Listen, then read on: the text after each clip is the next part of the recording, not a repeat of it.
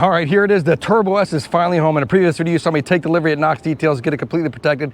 Then we hit Tail the Dragon and did some amazing driving with a bunch of other cars, GT3 RS, GT4 RS, Z06.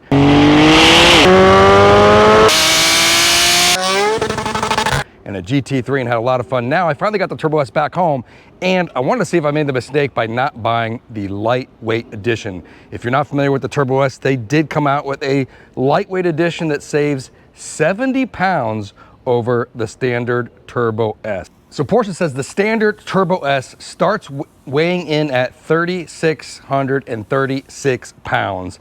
And you can obviously make it heavier by adding some options. I went with the non-lightweight edition, but tried to make it as light as possible. So what I did was, I didn't go for the sunroof, that usually adds weight, and I went with the textile seats instead of the full leather seats. That cuts some weight as well because it deletes the cooling inside the seats.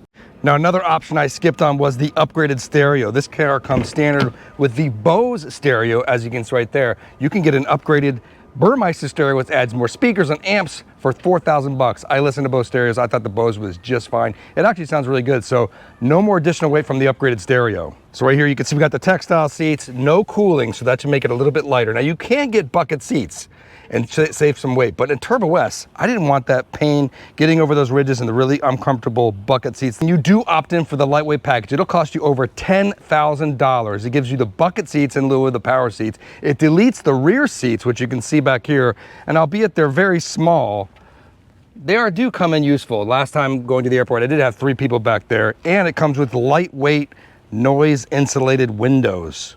All right, so now for the moment of truth. We're gonna see if Porsche is truthful when they say their weights, because a lot of manufacturers aren't. If you look behind me right here, McLaren is usually very accurate. This car comes in at 3,150 pounds.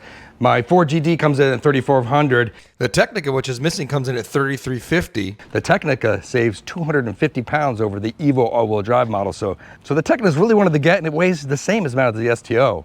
Of course, up here, the Mazda RX-7. I did weigh that in a previous video. That is actually my lightest car. The RX-7 came in at just 2,750 pounds. Super lightweight. Let's get the Turbo S on the scales. I got them stacked over here in my super messy garage. You can see right here. These are long acre scales. I'll put a link down in the description if you want to pick up a set of these scales. First step to weighing the car, I bought these race ramps to make it super easy to just pull right up on the ramps. You just shove those in between each wheel, and then we'll load up the ramps right in front. Step 2, pretty easy. Just line up each of the scales in front of the race ramps, and then we zero out the scales over here on this button. So we will turn it on. It'll boot up, and then we press, it's already says 0, a little mouse, so I'll press the 0 button. Now we're all zeroed up. Now we just pull the car up 2 feet, and let's see what she weighs.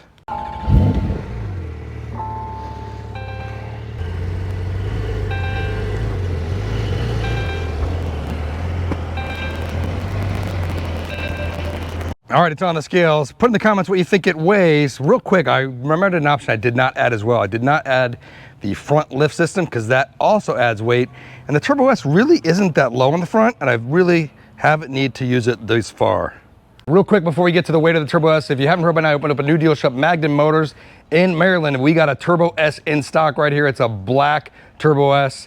Perfect condition. I'll put a link down in the description if you want to pick that up. We got some other Porsches and a whole line of other exotic cars from McLaren, Ferrari, Range Rover, Aston Martin, Bentley, and everything else you're looking for. MagdenMotors.com, link down in the description. Now into the weight, let's check it out. Wow, Porsche, you've done good.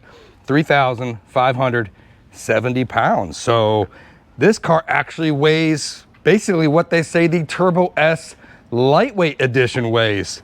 Pretty impressive, Porsche. They're not like Lambo, which says what it weighs, and then when you actually weigh it, it weighs like a couple 100 pounds more. So at the end of the day, I did what I could to make this car as light as possible by not adding a bunch of options without adding the $10,000 lightweight package and having bucket seats, no rear seats, and those lightweight glass windows. Now, I probably could have made this car a little lighter without going the lightweight package. You can optionally add in the lightweight insulated windows for about 1,200 bucks. I didn't feel like it was gonna save that much weight.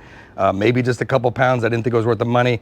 And you could have also maybe opted out of the really cool center lock wheels that I picked up. I think the center lock wheels are a little bit heavier than the standard wheels that Porsche offers on the Turbo S. So what do you think of the comments? Should I have gone for the lightweight package or kept the Turbo S as it is? I feel like I did pretty good. I feel like it's gonna be really, really fast. We're gonna hit the drag strip soon, and we'll find out what this Turbo S, as light as you can get without the lightweight package, does down the drag strip. All right, so there you go. That's a wrap on weighing my brand new, my first Porsche, my Porsche Turbo S, 3,570 pounds. As always, thanks for watching. If you enjoyed this video, hit the thumbs up, helps the video on the channel, and you're gonna be seeing a lot of the Turbo S on the channel soon. Thanks for watching.